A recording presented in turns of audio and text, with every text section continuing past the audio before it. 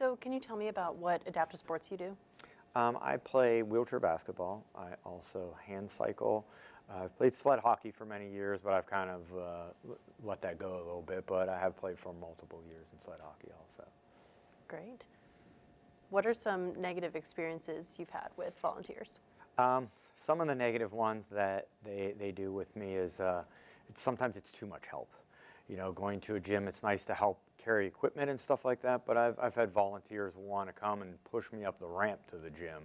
You know, you're pushing somebody who's basically doing an athletic event, but they want to help me up just even a small ramp.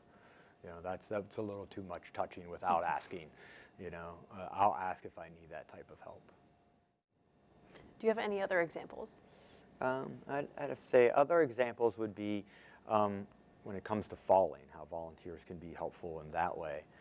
You know, in the court sports, it happens all the time. It's kind of a normal part of the game, no matter what sport it is. Learning to, how can I assist you? Come and ask, how can I help you get back up? What do you need to do? What do you need? There's, you know, amputees get up in a different way than paras do. You know, they may just unstrap and jump out. I will. Maybe I need a chair in front of me to push me up. So falling is completely normal. It happens to all of us every day. You know, when you go into society, you can fall easily. You know, I've fallen just recently getting off a bus on a ramp, slid off, and the chair went out from under me. A lot of volunteers rushed to help.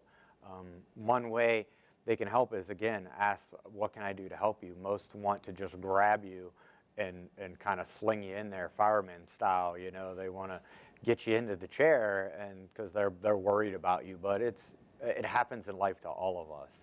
So you know, for somebody with a disability, asking how they can help them in this different situation of having a chair there is always best. You know, I will tell you, like, hold the chair for me. I got it from here. Just asking, how can I help you the best? Right. Great. Can you give me any examples of awkward situations? Yeah, I have a few of those that I've experienced, you know, out in the community and actually going to events and stuff. One of them is coming to an event to where there's a ramp to wherever I'm going. And I've started up it. I've got pretty good wheelchair skills, and I've kind of started up the ramp, and somebody's come along and just tried to help me. And there's no need for that at all, and just pushing me right into the wall and stuff for this being out of control, you know. And that's one thing you don't do without asking, for sure. What would you prefer? I would prefer more that if somebody is going to help me in that way, that stop and ask if I do need help. There's a proper way to do that. But sometimes the best way to do that is maybe get the door at the top of the ramp for me. You know, that's a lot easier. As I'm trying to push up the ramp, it's hard to navigate a door also. So that's super helpful. Any others? Yeah, plenty of times in the community there's people, like I said, I got pretty good wheelchair skills and can navigate a lot of things. Coming off of curbs and things like that if I need to. There's a proper way to do that. There's a proper way to help also. Coming up and just kind of wanting to grab the chair or something is not really helpful to me. Ask me how I need to be helped up the ramp or down the ramp, a curb needs so. So just asking again and the proper way to do it. Any other experiences? One of the, probably the best one is at my vehicle. When I get there, I'm pretty good. I do this all the time, every day, you know, going out in the community, whether I'm going, you know, grocery shopping or going to work or something like that. So I've got it down pretty packed where I jump into the car, I pull off a wheel, spin it around, kind of get the other wheel, grab my frame, put it in the back, and off I go. There's been plenty of times, though, people have wanted to really help me, and they come up and they just want to grab the chair and take it off and maybe put it in the back, which is going to put me in a situation to wherever I get to my destination or something, there's no way for me to get my chair back. They're not going to be there with me, and how am I going to do that? So just taking somebody's personal stuff is really compromising to me like that. So what could someone do in a situation like that? they can just ask. Just ask me if I need help. You know, I will tell them if I do need help.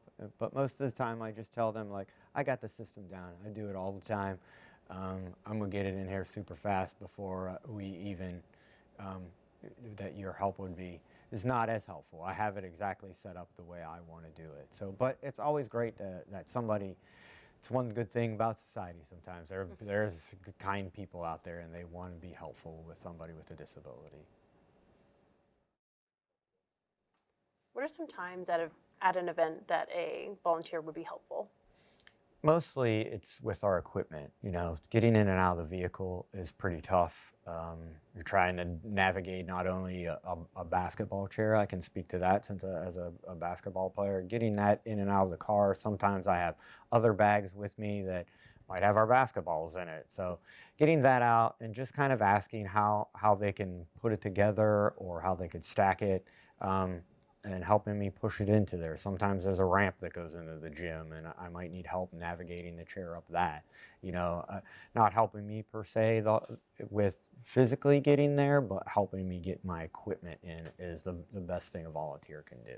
Makes it a lot easier for me to get into the gym or wherever I'm going to.